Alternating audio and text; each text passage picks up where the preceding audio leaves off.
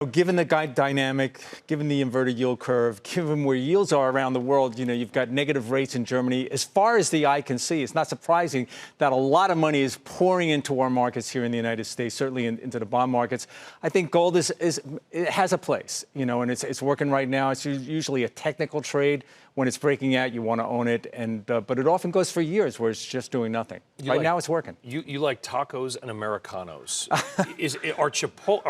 In recommending Chipotle and Starbucks, is that because of who they are, or do you view them, David, as recession? I'm a quant, and I follow the numbers, and the numbers are strong there. And in a defensive world, and the market has been somewhat defensive this year, despite the fact that we're up as much as we are. I look at a Starbucks. It's actually a value stock masquerading as a growth stock. How so? People look at this company, and they think of it as a high flyer.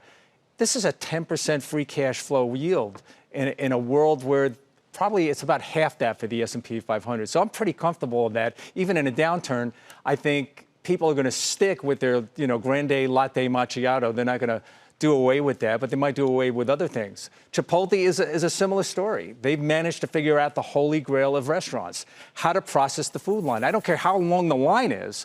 It's going to move. They process them through, and that's why they have the growth rate that's as strong as it is. And by the way, we mentioned it yesterday on Starbucks. Wholesale coffee prices, which probably nobody looks at but Starbucks and Dunkin' Donuts, are near 30-year lows. So their input costs, their labor costs may have gone up, but their input costs have come down, at least for now.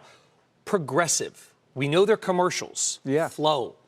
Why do you think this is a good moneymaker for our viewers? Look at a 5-year chart on Progressive. It looks like they spend a lot on commercials. They spend a lot on commercials, and I happen to use the product. I'm a Progressive. Full disclosure. Full disclosure.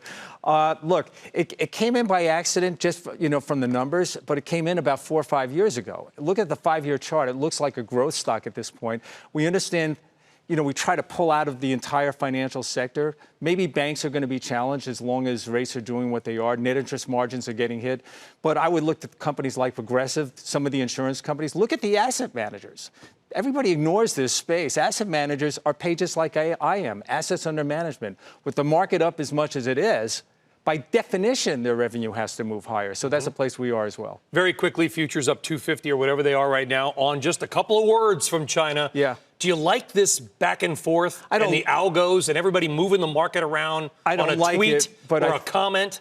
What I think is happening is that China's recognizing that they're losing control of the supply chain. And I think maybe the most important story that hasn't been covered as much is Google pulling their manufacturing on their smartphone, Pixel phones out of China into Vietnam. Yeah. That dynamic, we've been told that couldn't happen, that they just didn't have the expertise. And now we find out that Samsung's there, Hewlett-Packard, Dell. This is a big story.